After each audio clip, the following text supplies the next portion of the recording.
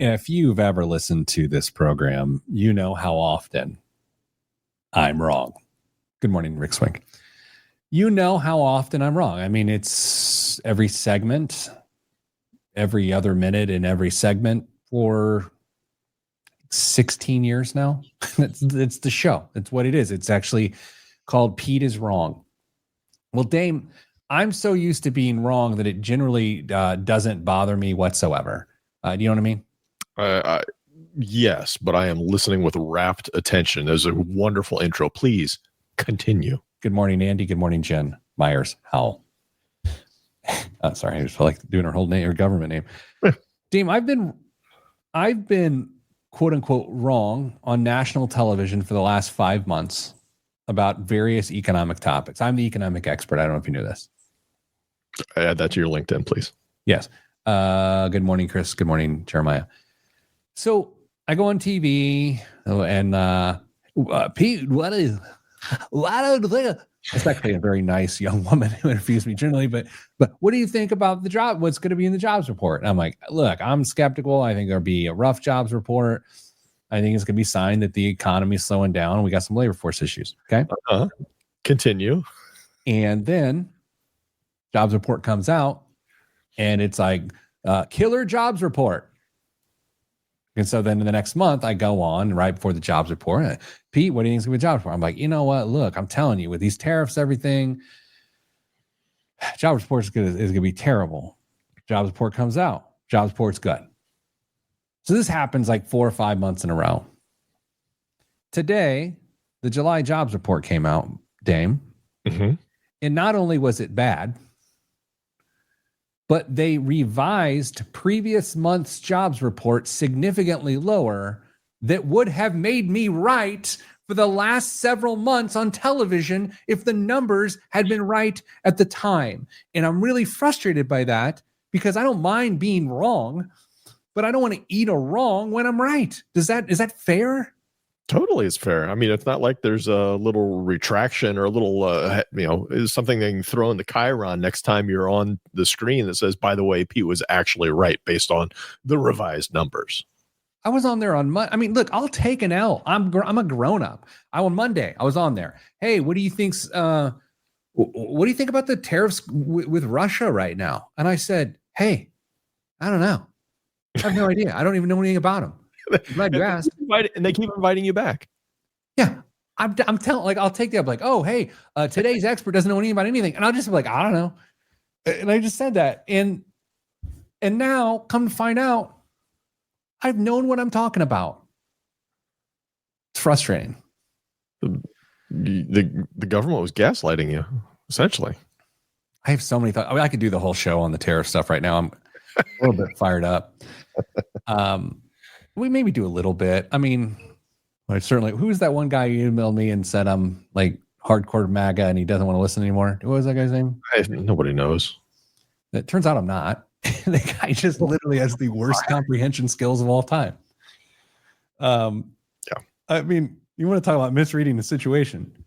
I just try to be as balanced as I can. Sometimes I fail. But I'll tell you this. I am shocked the economy grew at 3% in the second quarter. Yeah, that was a bit of a eye-opening head shake, head scratch. How did that happen kind of report? And so, not to be that guy, but at what point did that does it get revised down to a number of what I thought it would be after I've been wrong for 5 months on the air? It's very possible. They go back and revise that. They do. Sometimes it takes a couple months to get there, but I mean, it's like anything else. I mean, you take it with a grain of salt when it's initially reported and then wait to see what truth settles out of it in the future. Should I unleash all my hot tariff takes? Does anyone care? Just in the chat, do you care about what I think about tariffs? If the answer is no, you're not going to hurt my feelings. You'll probably just save emails coming to me. Do you care what I think about this whole thing? It's because it's a little. I'll say that. I'll give you as you wind up. I'll give you this, and it's a nuanced explanation. Trump is currently, President Trump, show some respect. Is currently winning the trade war. He is winning the trade war. In my perspective, he is winning. That being said, he's winning what he set out to do, not necessarily winning the overall thing, right? Like what he has set out to do, which is to turn the screws and bring in more tariff revenue, he is winning at that. Do I think it will lead to an overall victory for all of us? And the answer is absolutely not. But he is winning. And I think if you are like, hey, he always wins, he's winning this. He is currently winning. But it is nuts. Are we going to have any friends left in the world after this? I'm hoping that's a rhetorical question. You feel free to answer. I mean, just so I think I'm understand, but I want to make sure I do. You're saying that President Trump is winning the battle he set out to fight. Yes. At the risk of potentially losing a bigger war. If maybe that last part is different. So yes, he's winning out the battle he set to fight. And I think the downstream effect of that he has disregarded because of his focus on the first thing. Okay. I think we're alien. I mean, we are clearly in a protectionist sort of state where we're isolating ourselves from the rest of the world, our economic interest over others, which is also one of his goals. Yes. Yeah. A very clearly stated goal. And we just talked about how it's really, really difficult to not only predict economic future and reality, but even when it's reported, sometimes we don't know if it's right, wrong, indifferent, or going to be revised as well. So frankly, I think it's going to be a long time before the new normal settles out of all of these actions. We're going to see the initial consequences. Some of that's going to be tariff revenue. Some of it's going to be maybe a black eye amongst some countries around the world, depending on who you are, where you are, what your assigned tariff has been. I don't know if we're going to know the fallout of this for quite a while. Yeah, that's also where I've been wrong, by the way. I mean, again, in the spirit of I'm an idiot. May 2nd is when I thought we'd really see some price increases, and we kind of didn't. I thought we saw other economic impacts from Liberation Day, but the reality of Liberation Day is that it punted everything to June, and then we punted everything to today, August 1st, and then yesterday we punted some of them till another 3 months with Mexico, something like that. 2 months. One of the first things you learn in macroeconomics in college is that big macro policy changes like this, you don't typically see the majority of the results or the effects until 18-ish months down the road. So we still got a ways to go on this. And if they keep changing the game that we're playing, who knows when we're going to see what reality, the new normal, looks like. By no means in my career have I negotiated anything the size of international tariffs. Okay, I haven't. I mean, to say I have and to draw a parallel between what I've negotiated and what the Trump administration is negotiating is just laughable, and I should be laughed off the podcast here. However, I will say this: the spirit of which moving of the goalposts and turning of the screws has occurred, I've never even sniffed the likes of that in a business negotiation, and it's in such bad faith that I know government is not business. It's like when you're at church and then people, like business people, get on the church board and then everything goes to hell. Right?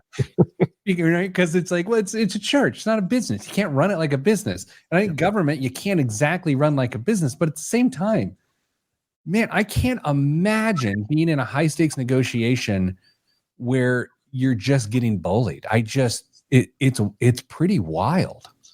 And maybe I'm a weenie, which is also actually, it's not a maybe. I am a weenie, but that just does not seem helpful.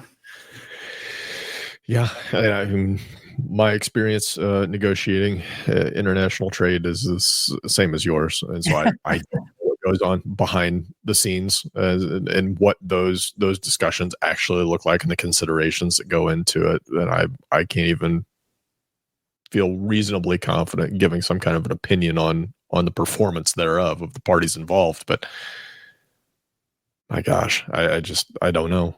I don't know. Speaking of being wrong, I pray that I'm wrong. I pray that I am crazy wrong. Just doesn't work for me. Okay. Boy, how many people have turned this off? By the way, a little after school special note for you here. If you agree with me, great. With all due respect, great. If you disagree with me, also great. I think it's good to get out of our echo chambers a little bit. You know what I mean? Most of what I listen to podcasts right now, wise, 2/3 I disagree with. 2/3 of the things I listen to on a regular basis, I disagree with. So hopefully I can rattle your cage a little bit on that. Interesting. I don't know why. And the weird thing is when I used to do it, it used to be like a little bit of a negative. It kind of drained my energy. It's like, I don't know. But now I've settled into this place of just going, well, that's the thinking. That's the passion. Because sometimes if you don't take time to understand the thinking, then the passion seems silly on the other side. Sure. Whatever the other side is to you. So I definitely have gotten past that. So that's been a nice thing. I don't think most people have the patience to stick with that kind of exploration of opinions other than their own and what they're comfortable with. I know I certainly fall short from time to time, but it's not a great one when we're all so strapped for time and resources and energy and sanity. To subject yourself to thinking that is not in line with yours is a considerable task. The two Fed governors that voted against the holding steady on rates, I disagree with them, but I read their dissent and I was like, man, that was actually really enlightening. And I'm really glad I read it. Like it was like, okay, yeah, I get that. Nice. We have a show. It's about, what is it about? Prepared meals? What's our show about here? Oh, Kristen's not here. Yeah. You notice? Surprise. Yeah. She's not here. We're talking about the phase of retirement that often goes overlooked. Why did you, when you did the outline, you put radio 250801? Why did you write the date that way? What sort of weird military service have you completed? I always put the year first. Why? So when I'm sorting something, year first, then the month, and then the day. It helps me organize chronologically better, because if you start with the month, you're going to end up with 5 years worth of Februaries before you get to what you're potentially looking for. God, I saw this. I didn't know what was going on.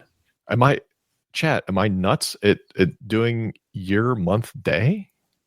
I've seen day, month, year. I've never seen year. I might be cranky today. Yeah, old man cranky edition. Thank goodness Kristen's not here to experience that. I could see the eye rolls. Let's do a show. Oh, let me get my calculator. Let me get my thing. Did I talk about Project Hail Mary last week on the show? I don't think so. So I'm not a sci-fi person by the nature of that. I like to talk to girls. I'm just kidding. By girls, I meant women. Not really a sci-fi reader, not my thing, but I enjoyed The Martian by Andy Weir, and then Project Hail Mary's coming out in the March with like Ryan Gosling as the main character. So I was like, I'll read it. It's one of the best books I ever read. Damn. Really? Am I a sci-fi guy now? Well, you have to try another one to find out for sure. I am. I read his third one called Artemis. It's not as good, but I'll tell you, Project Hail Mary was, I ignored my family as much as I could to finish that book. All right. So strong book review for Project Hail Mary. I don't think anyone cares what I'm reading. 3, dangerously close to starting a book club. 2, 1. This week on the Pete the Planner Show, we answer your money questions. Here's how the show works. You email us at askpete@petetheplanner.com. That's askpete@petetheplanner.com. We'll read your email on the air, and then we'll make the entire show about your email. When I say your, I mean, well, if your name's Jeff, because that's the person's email we're answering today. I'm joined by mi hermano, Damian Dunn. Damian, hello. Good day, Peter. We are not actually blood. We are not actually related. As far as I know, but I refuse to give my DNA to a tech company who will then just sell it down the road. Kristen Alanius is on sabbatical. How long is she gone? Is she back next week? Yeah, she's back next week. She will take more of a sabbatical later this year, but it should be a 1 weeker this time. A baby sabbatical. Dear Pete, I'm retiring next month from a small college. I'm editing as I go because that's some of the details I don't want to give here. Oh, okay. Throughout my almost 40-year working career, it rhymes, I have diligently followed the advice of financial experts and deposited 10% of my salary into a 401k. Time out. I'm wondering if I know what you're going to say here, but go right ahead. There's two things I have to say, but go ahead. You're going to get at least one of them. 401k versus 403b? That's number one. And 10% being enough? That's number two, actually, but I do have three. Do you know what the third one is? No. Go ahead and surprise me with the third. It's narcissistic. What? The advice of financial experts. He should have said the advice of you, Pete. And most of that has been matched by my employers. Now that I'm about to rely on that money to sustain me during retirement, I'm seeking advice. He should talk to the expert on the appropriate strategy to use for depleting a 401k. A 403b is likely what he has, but it doesn't matter. He could have a 401k. No, it's going to have 401ks. I found that the holders of my retirement accounts, by the way, those are called record keepers for those not in the biz, think 4-letter acronym with an HQ in North Carolina. Are we going to guess these? No, I don't see the. I mean, we can just no. Okay. A small company with an HQ in a small town outside of Philly and a mutual fund giant based in Boston are all very good about giving me advice on how to save for retirement, but offer little to no advice on how to spend those savings once you're retired. Time out. Okay. This is one of the trickiest parts of this. There's a word phrase here that actually gets to the essence of this challenge. How to spend those savings once you're retired. I would go with the phrase distribute as opposed to spend, because, and again, I'm splitting hairs and I am taking it way too far because I am still in the spirit of what this person is saying, but he doesn't have a spending issue. He's trying to figure out distribution. Yes. Perhaps you, Christine, and Damian can help fill the void. Some questions I'm seeking answers for include, are you writing these down, Dave? Yes. Is this segment over yet? What percentage of my 401k should I withdraw each year? Okay, we can do that. Okay. Or should I use a different approach than a fixed percentage? We can definitely answer that. That's two questions. Should I deplete my after-tax accounts first or pull from the 401k accounts first? Okay, so this means the man has some Roth products, right? Yes, or non-qualified. Sure. Should I move everything into a very conservative assets or keep a certain amount in growth stocks? And then there are other questions I should be asking. Okay, Dame, again, you said 3 questions. That's 5. Not a math professor. I will be grateful for any thoughts you or your dynamic duo can provide. Regards, Jeff. Jeff, I'm just messing with you. Just teasing. Cranky Pete today. Yes. What jumps to you, my friend? There is a really interesting shift when you move from accumulation to decumulation mentally, because when you're working, you are given assistance and advice, and people are coming to your work to help you figure out how you're going to save more, and are you hitting that target to get you to the retirement that you envision, and then you retire. And the industry's kind of silent. Totally. Once you retire. I've got a million thoughts on this. I wish I had a radio show and podcast to get them all out on. Can we note that it is obvious to me, especially where I know this person, it professes. I was going to say teaches, but does the professor teach or the profess? I don't know. Proclaim? Clearly a very intelligent person. Yeah. I mean, wildly intelligent. It's a great school. But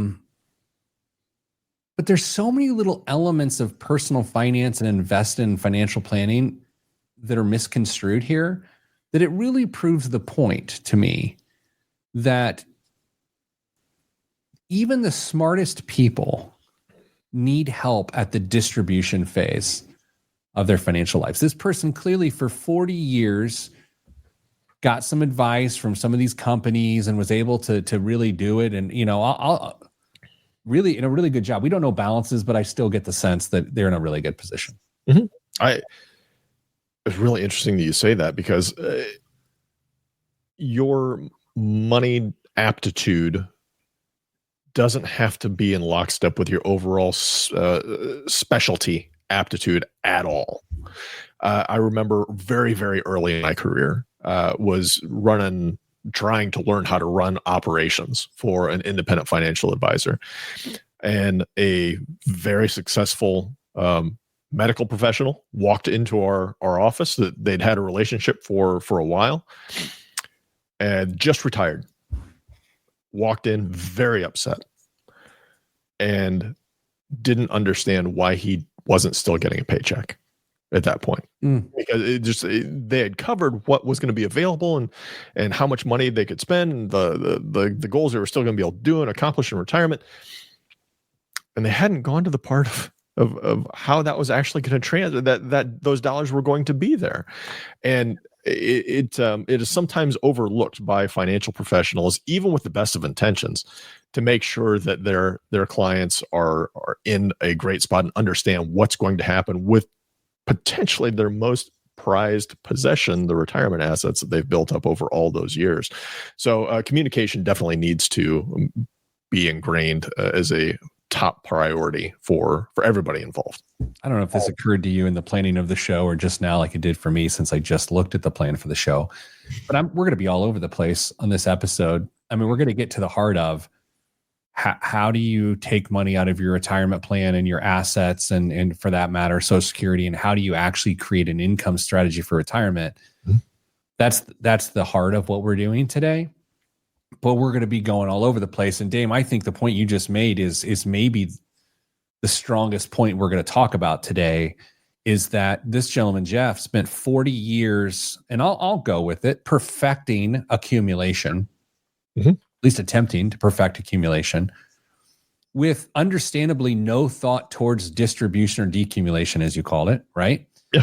So that's the conundrum. And I'd venture a guess, if we're making up percentages, venture a guess of saying 95, 98% of people are in this exact same situation, but they aren't wise enough to name it like Jeff was.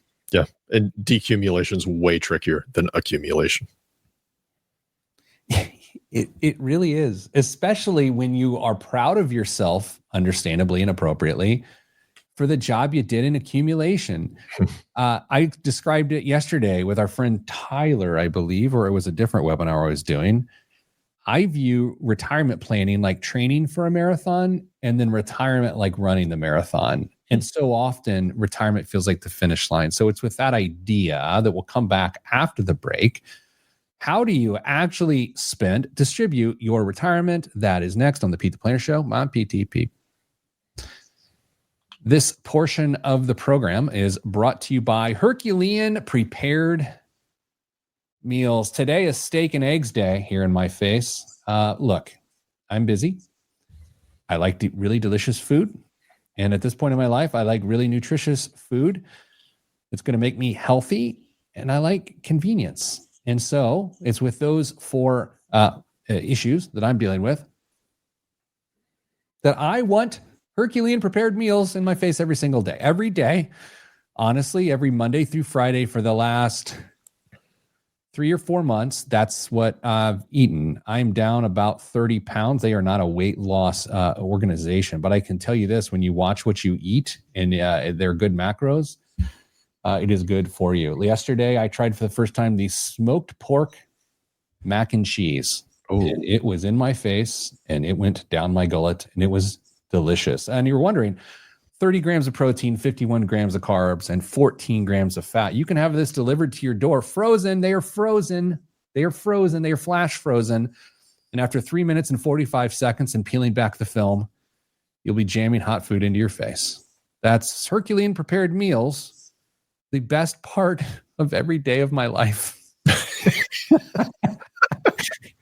Dude, I'll tell you, sometimes it's true. I've seen some of the meals that are in the freezer down there. They look delicious.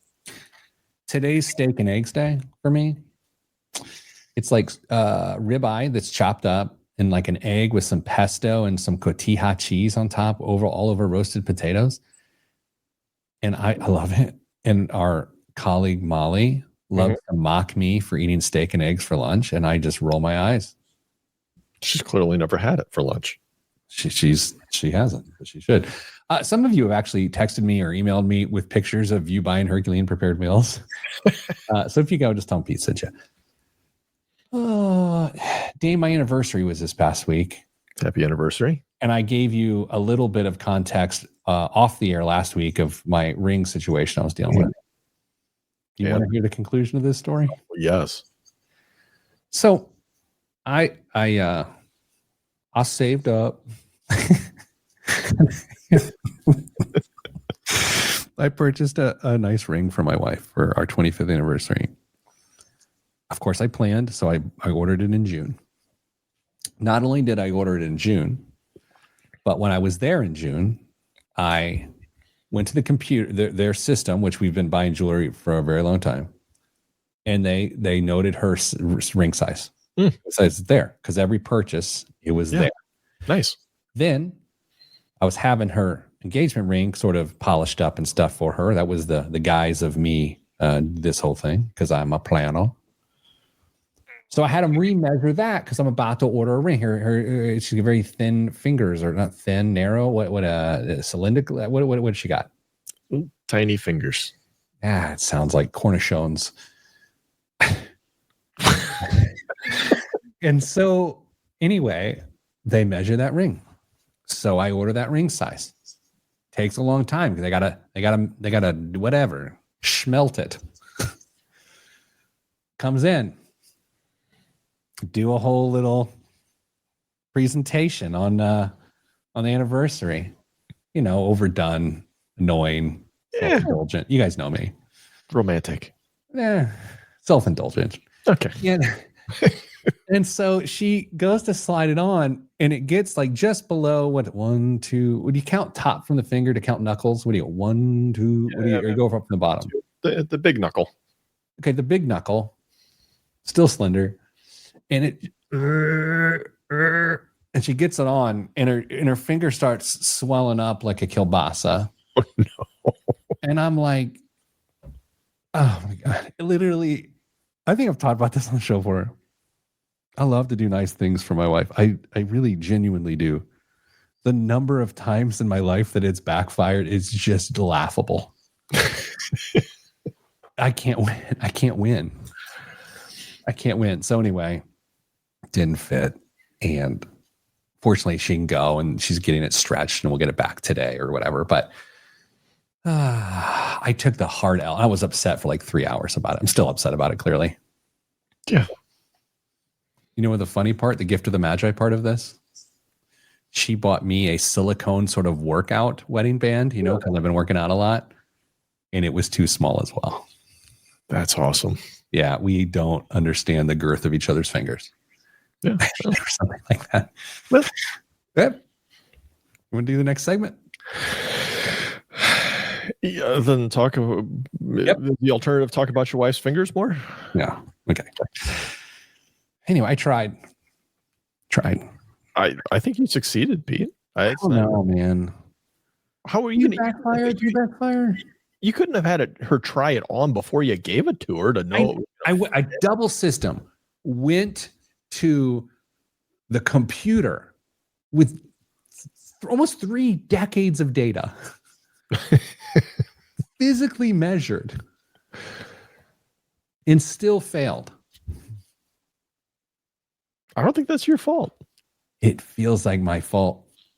I bet there's a manufacturing process. The measuring process? No, I think in the artisanal creation of that ring, I think there was I think they messed up. I think it was too small. Thanks, buddy. Your stuff ever backfire? I feel like you nail it. I mean, I'm sure I could. If Mrs. Advice is watching, I'm sure she could chime in and let us know, or text me and be kind to my soul if I've seriously backfired, and I'll share it. But that's wonderful, Danza. Thank you. I've solved that issue by just not doing anything nice for my spouse very often. You know what? I don't believe that. Your wife's so great. If you don't do nice things, she'd be out. That's true. Okay. Danza, that's really funny. Danza puts, it's not your fault, but it is your problem, which is the title to my new book, which is really funny. Danza. I'm upset, but that was funny. 3, 2, 1. Back on the Pete the Planner show. Great question from someone who's retiring after a 40-year professorship. They were a professor at a liberal arts college. And what we didn't say to Jeff, the emailer, in the first segment is, congrats, brother. I mean, that's insane. Dame, we always kind of laugh. There's two moments in life that go, as it relates to finances, that really warrant more celebration than they get. Number one's paying off your mortgage, which no one tends to give a rip about. They should. Then the second one is retiring successfully, which is one of the hardest things to do. And so, Jeff, congrats for that. The question was, got a bunch of stuff. I don't know how to do this. So let's get there. Let's start with, he's got a lot of questions.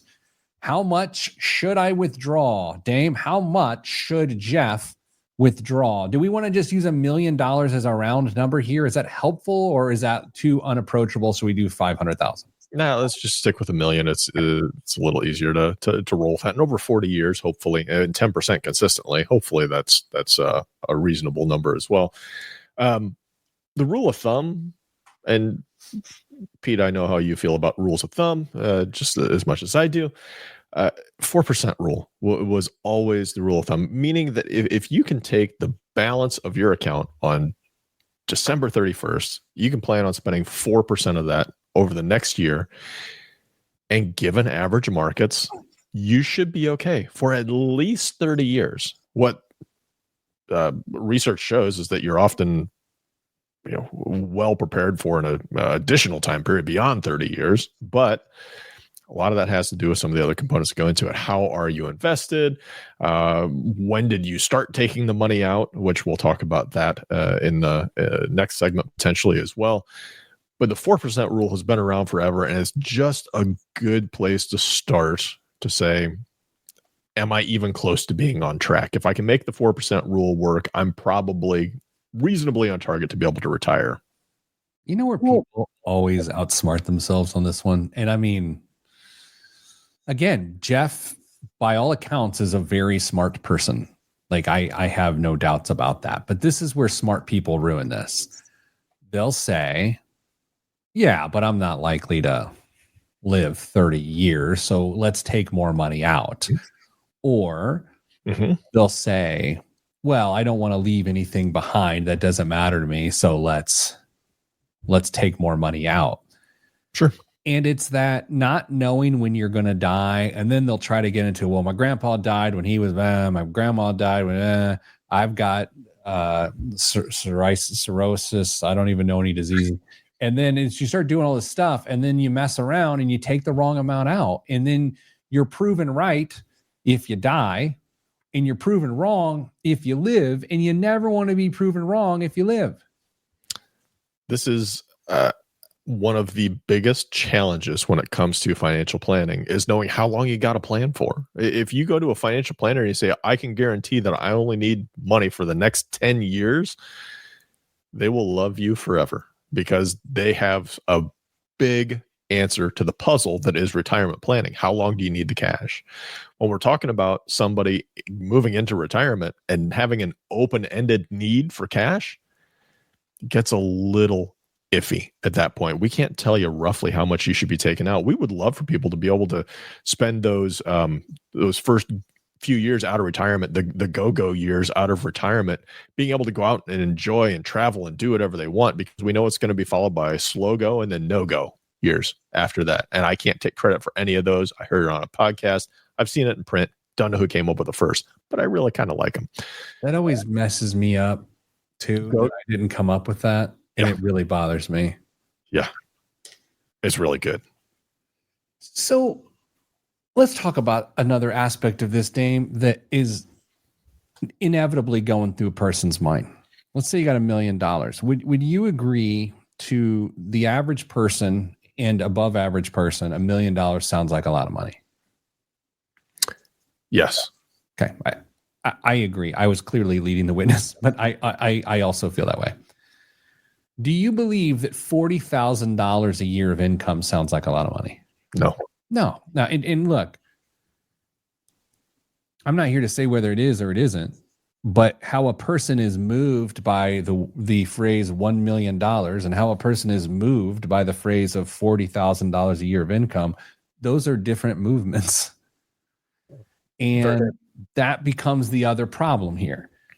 Is that Jeff looks at this and says, I was making X dollars a year as a professor. I have no idea what a liberal arts professor at a small, I have no idea what they make. I don't ever want to guess because I don't want to insult anybody, right? Like I just have no idea. I'm going to Google it by ChatGPT. But Dame, so let's say this person's Social Security income, let's say they have a life partner.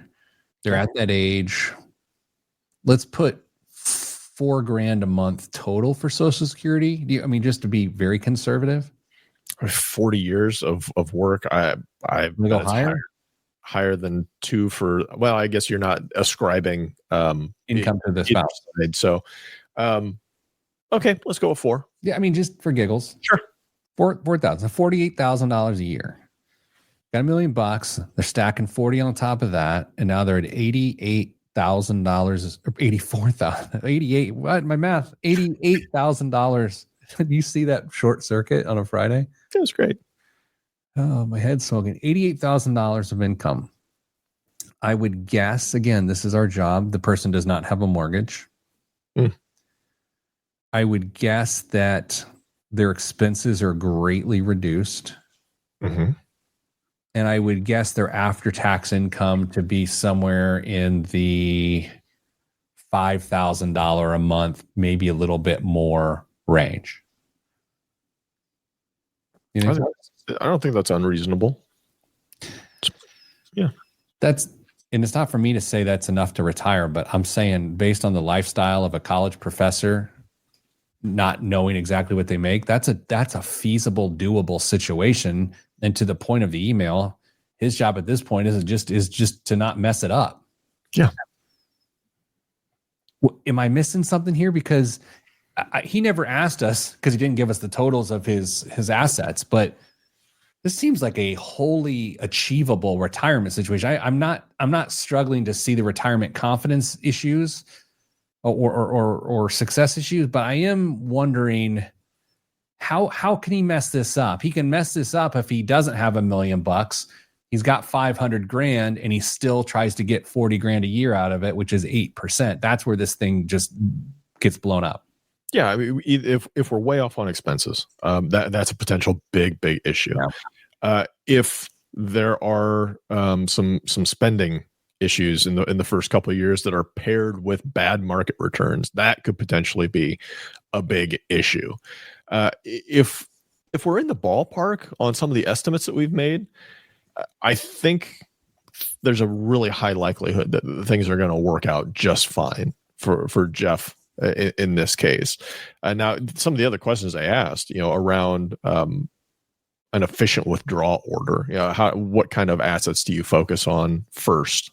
There may be some discussion there, but again, it would be really helpful if we knew how much was in each of those pools and what those pools actually consisted of. But Yeah, I mean, there are issues. And by the way, the 4% rule, not the end of the conversation. You can do a guardrails based approach. You can do a more risk based approach. There are a few different ways. The 4%, just a mathematical estimate to get you to know if you're in the ballpark.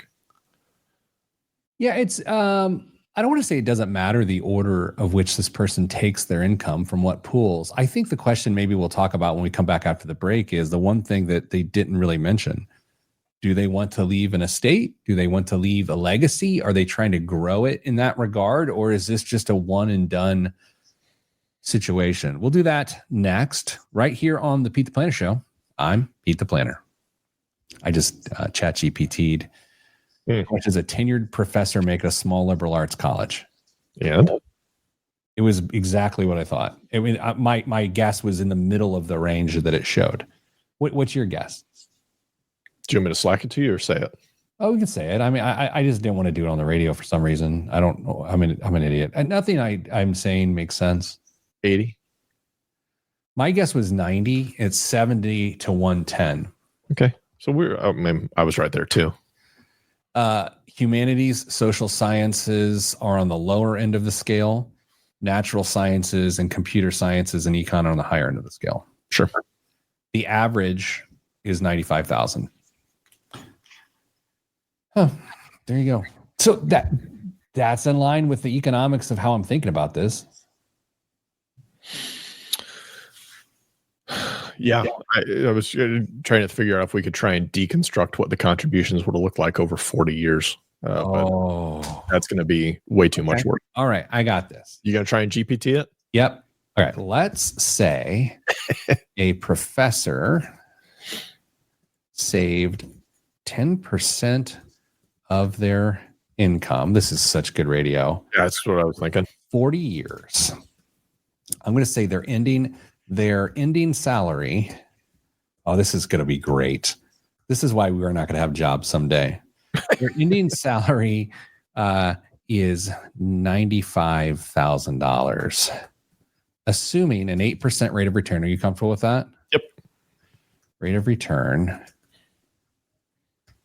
And the likely starting salary, in what year would that have been? 1985. Is that right? Yeah. With the math? Okay. What is the balance of the retirement account? Qualified retirement account. Boy, is this either this riveting like Project Hail Mary, or people are switching over to something else? Yeah. Okay, my computer is smoking right now. All right, so just thinking about it. Do you have a guess? Do you want to guess? Oh man.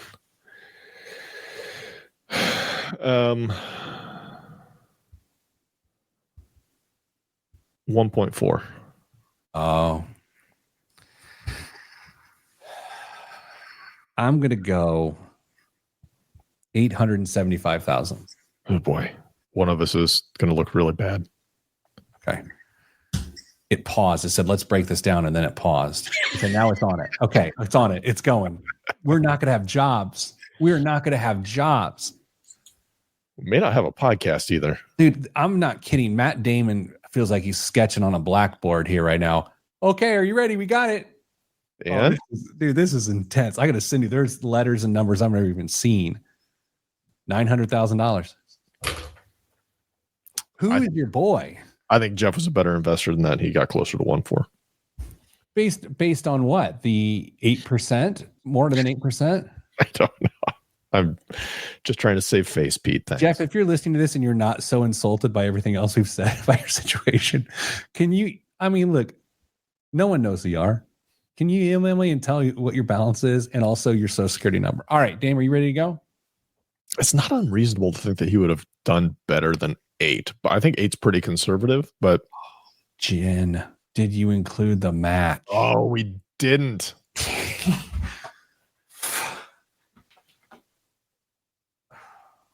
Oh, it's starting to feel a lot better for my number. Okay, this time. Oh, what do you think the match is? Just give him like an extra 2%. I don't know how much the average match is at a small liberal arts college. What are the chances this is good show?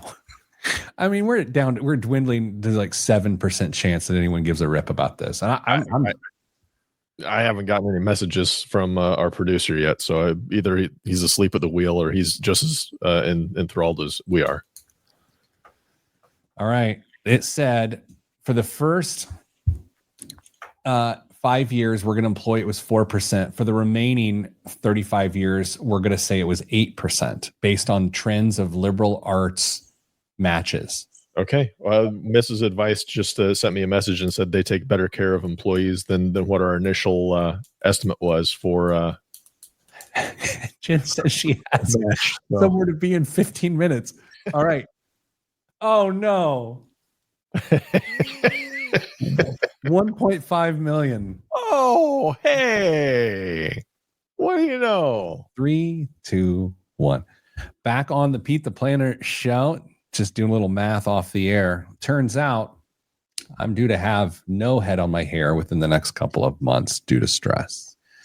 Listen, Jeff emailed us, had worked for a small liberal arts school for 40 years and was trying to figure out how to not mess up the distribution phase.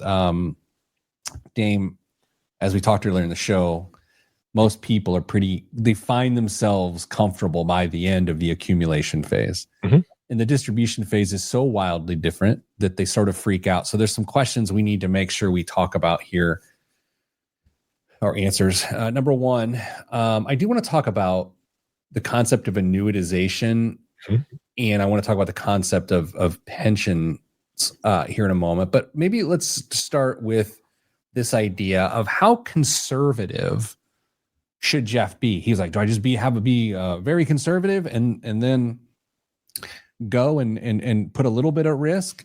I mean, the reality is, Dame, right now, money markets are paying north of 4% with current interest rates, which would satisfy his 4% rule to some level. How does someone choose? I got to assume it's based on their risk tolerance from the previous 40 years of investing. Yeah, I mean, the risk tolerance definitely plays some factor into the answer to this question.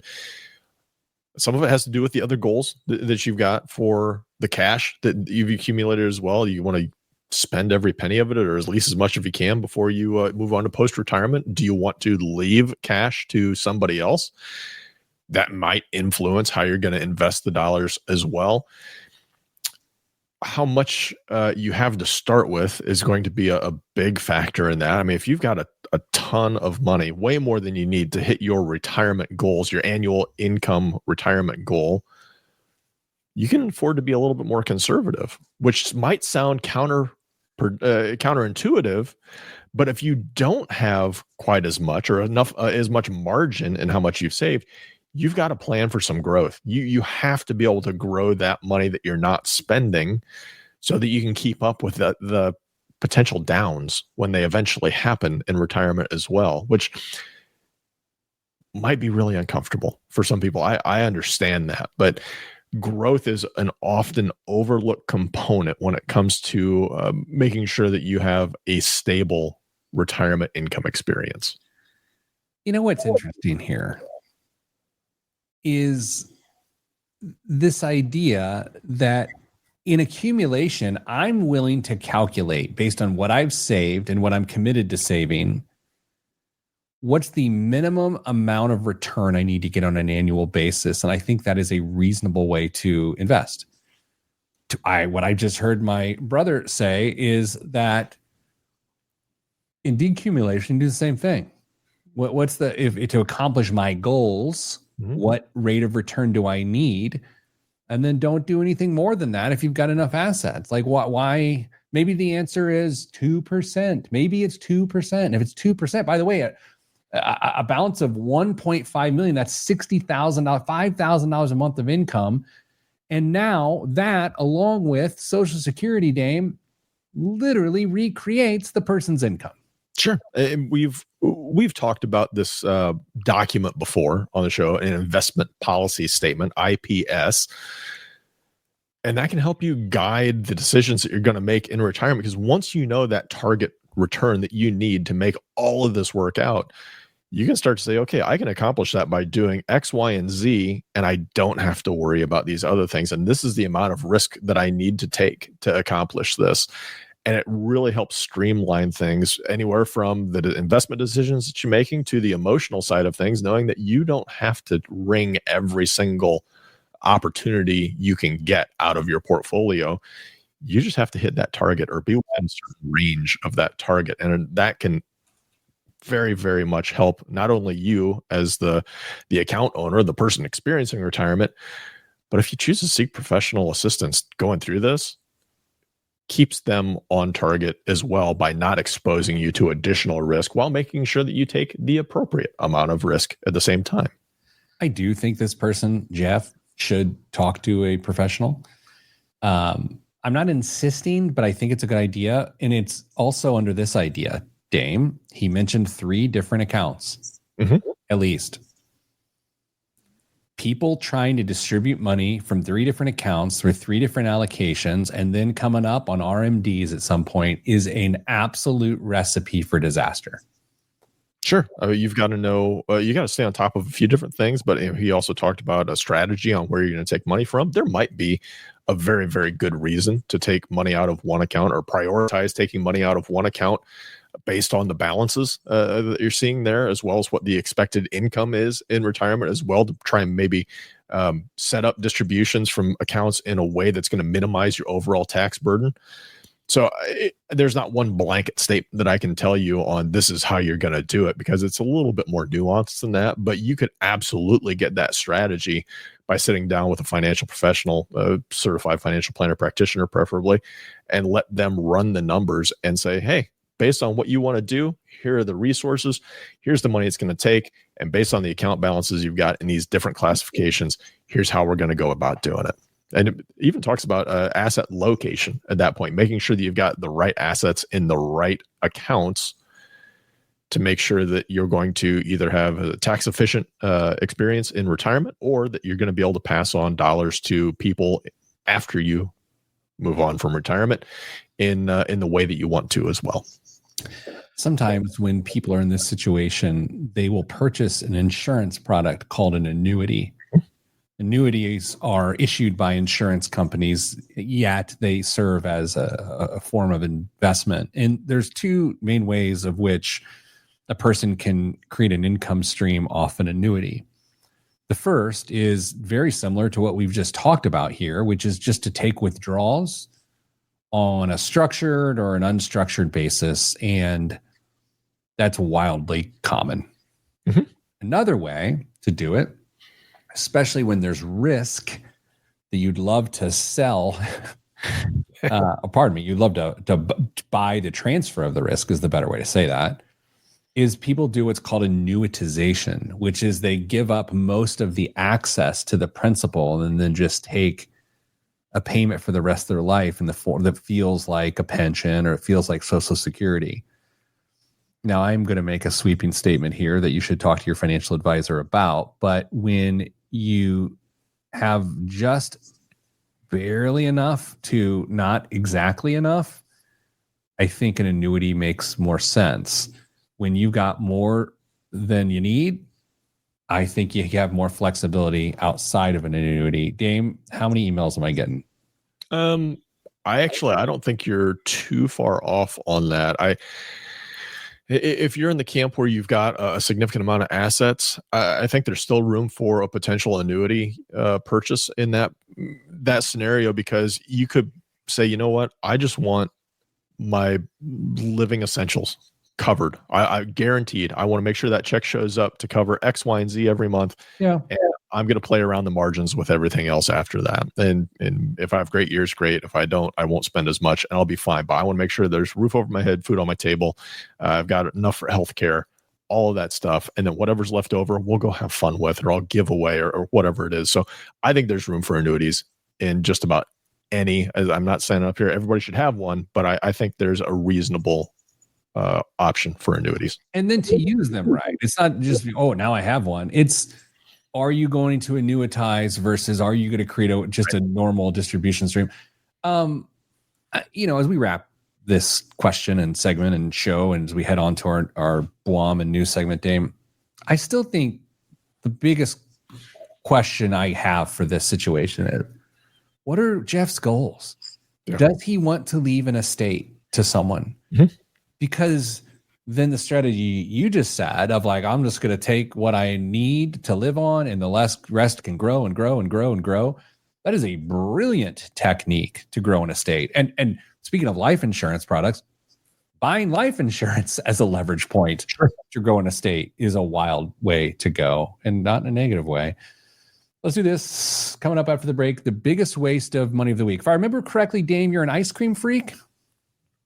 Sure. Well, then you'll love this product. That's all next on the Pete the Planner Show. I'm Pete the Planner. No? I mean... Do you own a Ninja Creamy? No. Do you have ice cream in your fridge right now? Freezer? No. Okay. I'm wrong. I'm not really an ice cream person either. I mean, I wouldn't say no. I don't say no if somebody says, "Hey, we got some ice cream," especially if it's going to be some soft serve. But that was my nickname when I played tennis. Soft serve, yeah. We can't keep ice cream in the house because I will eat it. So, but I don't stray. I like the straight ahead stuff. I like vanilla. I like. This isn't surprising, Dame. Cookies and cream, cookie dough. You don't strike me as a rum raisin fella. No, butter pecan. Butter pecan is the oldest white guy flavor in the world. It's all right. I represent that remark, so that's fine. Okay. Dame, there was a discussion in the office yesterday, a little bit of a hip hop R&B discussion, and I want to know if this is within your wheelhouse or not. I'm going to go, no way. There's no way you know what I'm about to inquire. You right? Chances are very, very low, but you can ask and we'll see. Do you know the musician CeeLo Green? Yes. Okay. Not the question. Oh my God. It's the setup. Do you know that CeeLo Green was a member of the supergroup Gnarls Barkley? Yes. Okay. Then I was wrong. You knew. Can you name... Crazy, right? What? It's crazy. Sure. Can you name the other member of the supergroup Gnarls Barkley? This is for... I mean, if you know this, like, I'd be blown away. Only 2 people in the office did this. Maybe. No, I'd just be throwing names out at this point. Danger Mouse. Kenny Rogers was going to be my first guess. Danger Mouse, for those that care, took the Beatles' White Album, Jay-Z's Black Album, slammed them together, used the music from the White Album and the lyrics of the Black Album, and created an album called the Gray Album that is one of the greatest albums of all time. Are you surprised I knew that? No, I don't know why, but no. I cannot impress you. I'm so far deeply impressed with you, Dame, that now you're just going working backwards. Sure. Okay. Have you ever eaten a raccoon? Is that code for something? No, sir, it's not. No, I have not. Like, okay, just checking. You ready to go?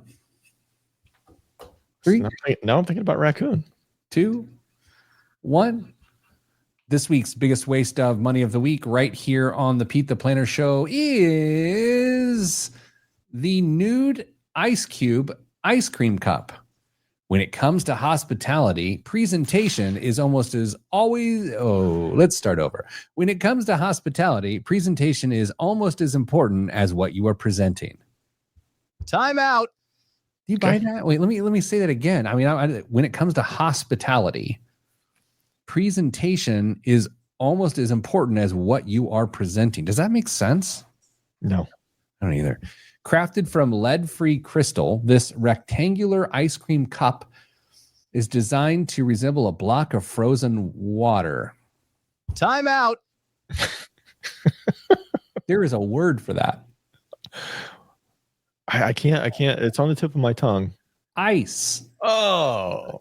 It features a highly polished, multifaceted finish to give dessert a significant Upgrade. Okay, so I mean, no, if I don't want to be a hater, that's the worst copy we've read on this show in a really long time. It wasn't good, no.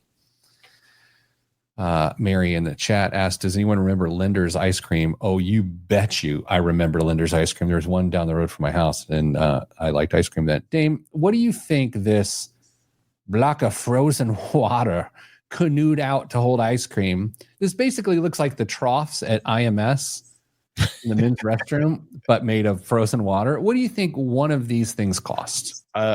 First of all, I wouldn't eat anything in that whatever that is Falling off the side. It's none of that is appealing. You don't think so? No. Yeah. No. Anyway, $20, $85. It's so dumb. It's like you can eat ice cream out of an upside down miniature plastic baseball helmet, and that's the only vessel you should consume ice cream in. I've got zero arguments against that. Dane, what's in the news this week? In a death knell for social media accounts tracking the stock picks of elected representatives, a Senate committee voted Wednesday to advance a bill that would ban members of Congress and their spouses, as well as future presidents and vice presidents, from trading and eventually even holding stocks. The bill sponsors Republican Senator Josh Hawley said it was necessary to prevent lawmakers from trading on inside scoops they get on the job. Almost a fifth of lawmakers on both sides of the aisle have traded stocks related to their legislative work, according to a 2022 New York Times analysis. Not everyone wants to delete their Robinhood accounts yet, though. Hawley was the only GOP lawmaker on the committee to support it. Meanwhile, all committee Democrats voted for the bill and even received the endorsement of Nancy Pelosi, whom Hawley originally named the bill after, in reference to her husband's stock trades, which have attracted widespread scrutiny. The public wants a ban, with polls showing that over 86% of Americans support one. So I've done some reading on this, but unfortunately in the land that we live in today, I can't say with 100% accuracy what I read is correct, but I'm going to share it with you, not that you perpetuate what I've read. Okay. But I have some confidence in what I'm saying is true. I'm at a 95%, but on something this polarizing, I don't want to upset anybody. Okay. You know, Nancy Pelosi was being interviewed about this, I believe, yesterday. And her feet were put to the fire a little bit about this. And she said something to the effect of, this isn't my problem. This is what my husband likes to do. Which didn't feel like it helps the argument. You know what I mean? No. And then the second idea that is interesting to share here, the bill, from my understanding, also prevents the president and vice president from benefiting from this. But the way the legislation is written, it actually excludes the current president and vice president. Do you believe that to be the understanding as well? Yeah, in the version of an article I read, admittedly, I think it was a couple of days ago when I read this, and it may have changed. It would take effect after the next election for each person. So the clock is ticking. Go and make your money while you can. So representatives have another year and a half. Senators may have anywhere from a year and a half to 5.5 years, and the president and the vice president, well, president's got 3.5 years, and the VP has at least 3.5 years. This is why Richard Lugar was the greatest statesman for you Indiana folk, because he refused to have investment holdings for this very reason. And I mean, he's an admirable figure in our country's history for a lot of reasons, especially our state's history. But as far as Dame and I are concerned, with that level of financial ethics, that's also admirable. What else is in the news? This one's a bit of a long one. I'm going to try and edit it as much as I can, but it's a really interesting topic, concept, I should say, that I'm not entirely sure where we're going to fall on.